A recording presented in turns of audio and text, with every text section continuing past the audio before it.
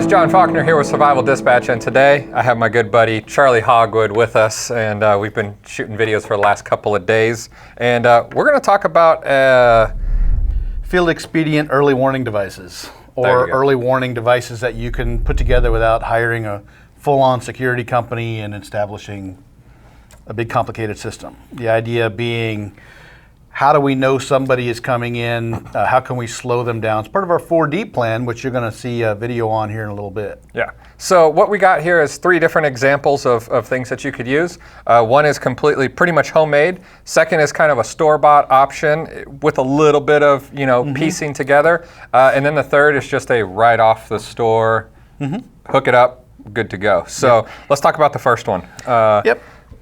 Charlie made this in the Boy Scouts, or was that in shop class? No.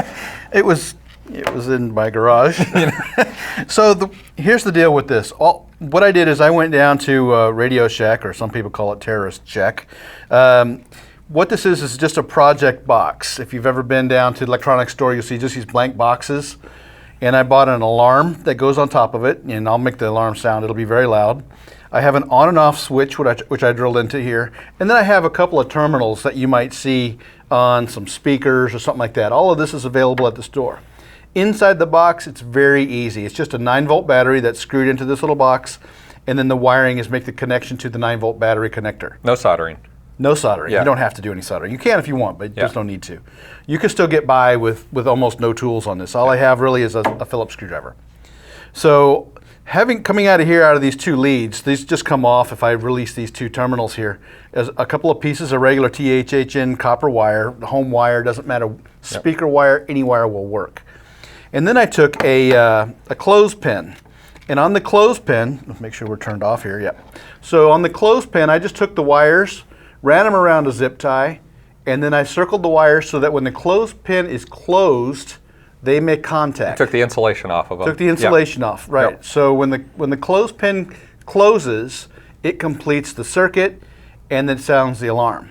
So by using this as a tripwire type of device, I took this is just plastic off of an MRE wrapper. It was a good use for a vegetarian meal because it's not good for anything else. That's about it. Yeah. And then I took off of there is a piece of string. Now this string is actually bank line. It has really no stretch to it. It's a nice black string. It's not going to have the reflectivity of monofilament fishing line, and it's not going to have that stretch and tension that changes with the weather that you'll get out of fishing line. Fishing line does not make a good tripwire. You can see that with night vision and so forth.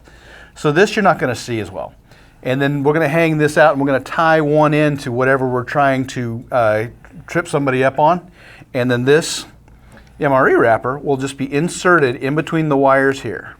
And when it's inserted in the wires and the piece of 550 cord hanging, I can hang this off of a tree, I can whatever I want to do with it. And if somebody trips over the string, when they pull it, it removes the trigger. The clothespin makes the contact, the alarm will sound. You want to see what it sounds like? Yes. I mean, we've already done this. Do you have your protection on? This sucks. All right. So the reason I have an on and off switch is so I can arm it or disarm it when I need to. So what I'll do now is I'll arm it by flipping on the switch. Here, I'll be your hanger. Okay, you are my hanger. I know. And then somebody comes along, and as they walk and break this, it's super loud. Yes. So, and that will continue to make noise until you reset it. Yeah, and that's the cool thing about it. And you could take 25 or 50 feet of that bank line and have this quite a ways away, and closer to you, your camp, your bed, wherever you might be. You can put it at the front door, but have the alarm further back in a house if we're talking an indoor situation. Yeah, you can make the clothespin trigger all the way outside and just run speaker wire all the way through the house to your bedroom if you wanted to. Yeah.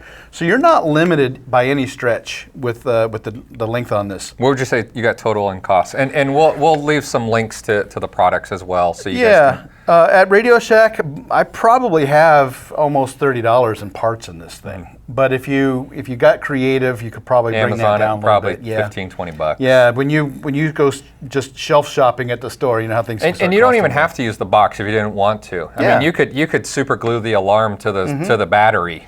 You could put this on a water bottle for a housing. Yeah. You could be creative, and that's the goal of doing these field expedient things, is to figure out how can I do this effectively but affordably as well. So anything will work. Yeah. All right, and then moving on here, we have a second kit that all 100% bought online. Yep.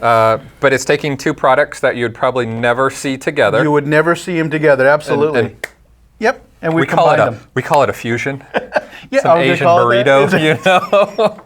Don't remind me of where we went to lunch today. So all this is a really inexpensive, I got this off of Amazon. It's a strobe light. It's super lightweight. I think we've got about $15 or so into this light. And on the back it's got a dial, it's LED. It's not totally weather resistant, but if you wanted to put it outside, you could throw it over a large Ziploc bag, a freezer bag would help to keep any moisture off of it. The idea behind this is you could be outside, and you'll want to disrupt the trespasser's vision. And if you've ever walked into a dark room and seen a strobe light, you've lost sense of what's going on. You've lost the night vision that you've been trying to bring on for the last 30 to 45 minutes. And when that happens, so let's say somebody comes breaking into your front door. You're worried about a home intruder. If this is in the hallway and they come in and it flashes their eyes, they're going to lose complete depth perception. They're not going to know where they are, and all they're going to see is spots, especially in the dark. And it's going to work against people that wear night vision goggles because it's going to flare those goggles, and they're not going to be able to see where they're going. So you can strategically locate these wherever you like to do, inside or outside. Yeah. So because we want it to work when somebody comes in, the way we can arm that and make it work on its own is we got this. This is just a light control. It's a motion sensor light control. Also got it off of Amazon. I believe I've got somewhere in the area of $15 or so on this. And what it is a receptacle. It plugs into the wall, and then it's got a cord with just a motion sensor on it, right? So the idea behind this, and what we'll do is we'll open this up, and we'll assemble this real quick, and you'll see how easy this is. So we've plugged this in. And then what we're going to do is we're going to plug in our strobe to this, okay? All right, don't move for a minute. Yep. Okay, so we'll turn that on. All right, now see if you move and see what happens here. See if you got enough going on. It flickered. There we go. Yep. It's just on slow right now. Yep. There we go. So yeah, every time you move, it's going to see as soon as I somebody move. walks in. So if somebody walks in and sees that, you see how bright that is for as cheap as it is. And on what I saw too, on the power outlet here, it's how long it stays going. Yep. So right now it's set for like 4 seconds, I think. Right. So on the back of here, Yeah. I don't know if you can zoom in and see that, there's a little set dial on it, and it's set for 4 seconds. And it goes in increments up to 1 minute, 2 minutes, 6 minutes, 10 minutes, and 20 minutes. That's the on cycle for the strobe. So it's a very quiet, but it's a very disruptive to the vision system that bought off the shelf, super easy. Yeah. And couple I think of could be components very put together. Yeah. And it's a great way, you know, just to give that, insert that delay. Yeah. Yep. For a response time. It'll definitely delay. And if you were paying attention and you started seeing that flashing going on, you know, that's going to bring your attention to somebody coming that way. And because the way that this is focused, behind where you are, you're not going to see any of that. You're only going to see the reflection. It's going to light up the intruder that's coming in. They're not going to see you, and you're not going to be blinded by it. And you could also use this same motion sensor kit here that Charlie has and position a small light, like if you were in a bedroom or something, to notify you that nobody else would know. Sure. So if Charlie were to, you know, sneak into my house, it would notify me that there was movement there, but Charlie would not be aware that I knew that he was in the house. So you can set it up different ways as kind of a notification or as a deterrent factor. Absolutely. And then the last one we're going to talk about, and we've done a separate video on this, and Nikki will put it above if you want to see it.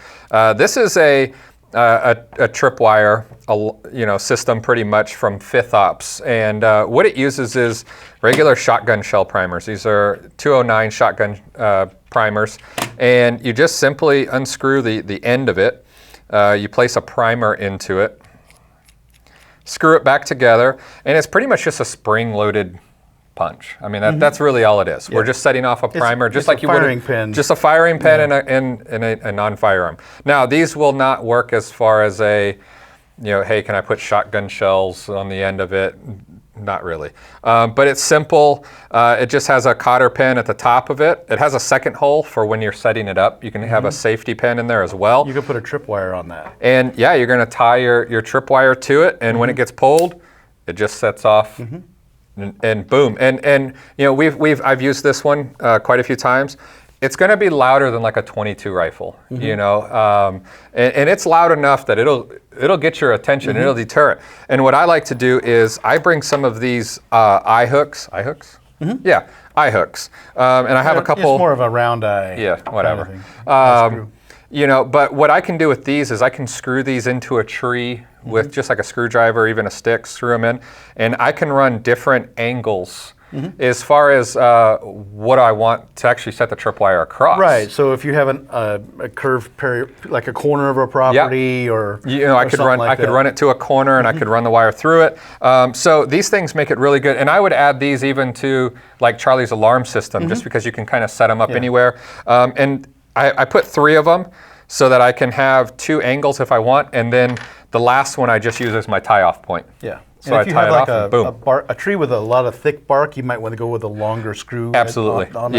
Yeah. So yeah, I just throw a couple of these in there. I just brought the box so you guys can kind of see what it is. I throw a couple shotgun shell primers. I wrap them up in a straw actually, and this thing's loud. Yeah. You know. Yeah. You can mount it to a tree, and yeah, it works. So the idea behind all of these items really is, it's early warning devices. How do we know that somebody's on the property?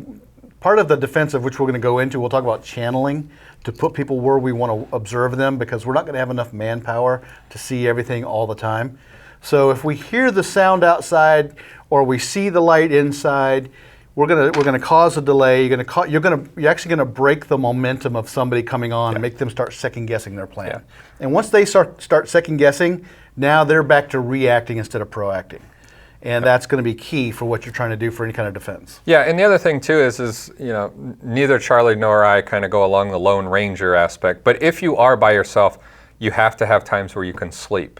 So this is a way to quasi put eyes out there. Yeah. While you close yours. More force multipliers. And I know that's a common theme. We talked about technology stuff. That's a force multiplier and all of these things. Anything that's going to assist you is going to really help slow other people down and really reinforce your position. Yeah, absolutely. So if you guys are looking for where to get any of this stuff, we'll definitely be sure to leave links below, so make sure you check out the description. And as always, if you enjoyed this video, make sure you hit the like button. If you got any other questions or comments with regards to, you know, perimeter security systems, feel free to leave them below. And until next time, be safe.